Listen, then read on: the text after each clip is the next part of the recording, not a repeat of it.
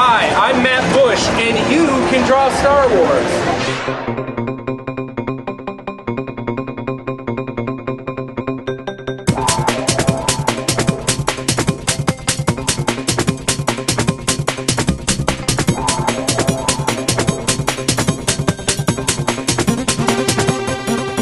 Today, I'm honored to be a special guest at Walt Disney World in Orlando, Florida, home of Star Tours, the greatest simulation ride ever. So what in the world am I here for?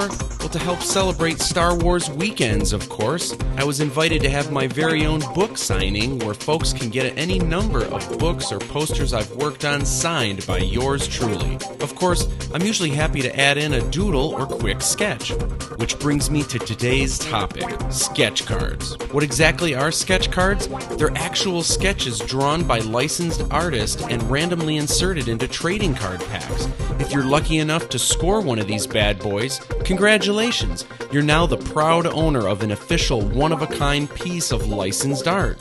When sketch cards first came out in the late 90s, the idea was for artists to do a quick 30-second sketch, usually in pencil.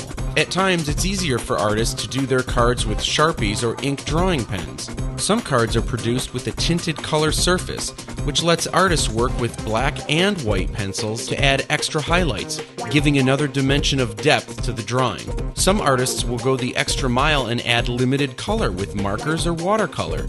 And yes, some artists, including myself, have been brave enough to do an entire set fully painted in full color.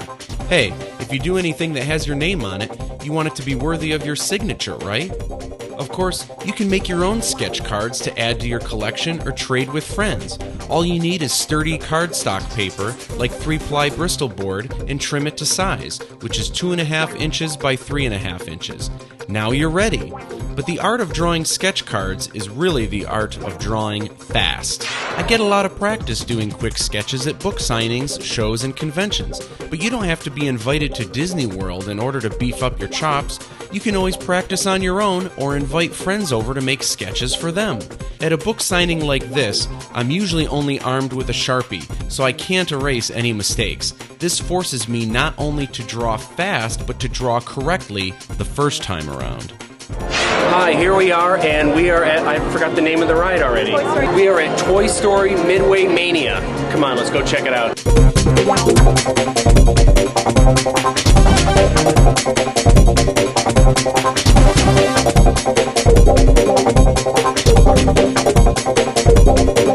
Since speed is key, I definitely have certain Star Wars characters I can draw quicker than others.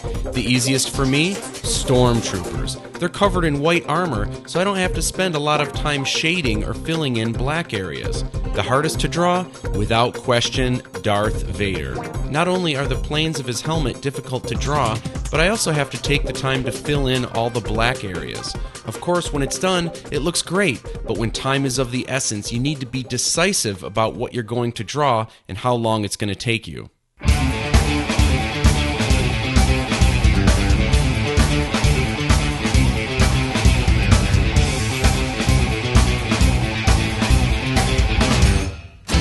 Another great tip for knocking out a complete sketch in a small period of time is to purposely only draw a portion of your character. You may remember in episode 8 my tutorial of drawing Chewbacca. You can divide any character's face, like Padme here, which essentially cuts your time in half. It also lets you not have to worry about the accuracy of symmetrical proportions. Take it from Yoda, do or do not. There is no try.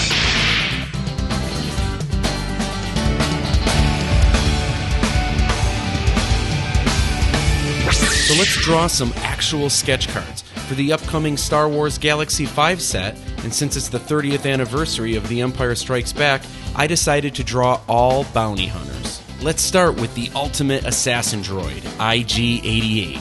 I'll usually start with the basic outline of the character. To do this, I use a thicker Sharpie. This helps the overall shape of the character stand out later. Next, I fill in the basic cylindrical shapes of IG-88's head with an ultra-fine point Sharpie.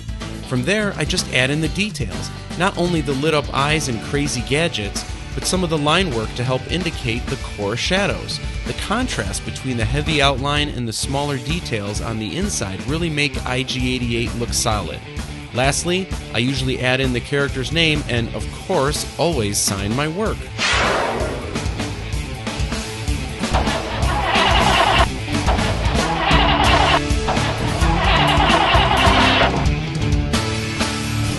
Let's try the same technique with everyone's favorite bounty hunter, Boba Fett.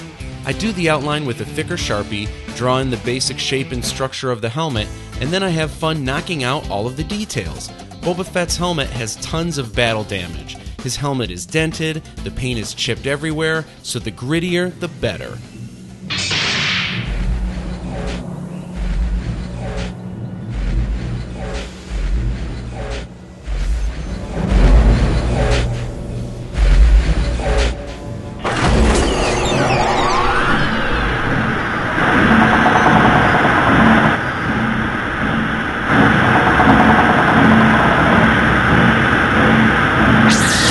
There's lots of creative things you can do with your sketch cards. You'll often see artists connect the cards together, so if one was to collect all of the cards, they could piece together the intended puzzle. For the Star Wars Celebration Japan show, I produced sketch cards that already had a profile of a Stormtrooper helmet ghosted right onto it. This made it even quicker and easier to draw in my thick outline before drawing in my tighter details with a smaller drawing pen. In addition, I added some color tone with a light blue marker to help render out the planes of the helmet. I throw on my John Hancock and boom, my TK helmet sketch card. If you want to find out more about sketch cards, check out sketchcards.com. Another great site is Jessica Hickman's Sketch Card Art blog, which explores the art and business of sketch cards. And be on the lookout for Randy Martinez and Denise Vasquez's new book, Sketch Card Mania. For now, you can join their group on Facebook.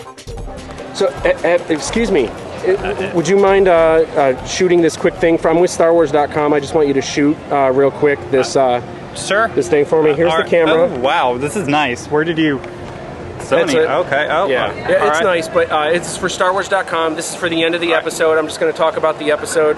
You got it? You got it? Yeah, nice camera. Awesome. Yeah, it's nice. It's not that nice. It's a little expensive. Yeah. All right, here we go. So, all right. Today's episode. Here's what we learned. We learned that art is really all about... Where you going? Hey, well, come back. No, come back. That's not your camera.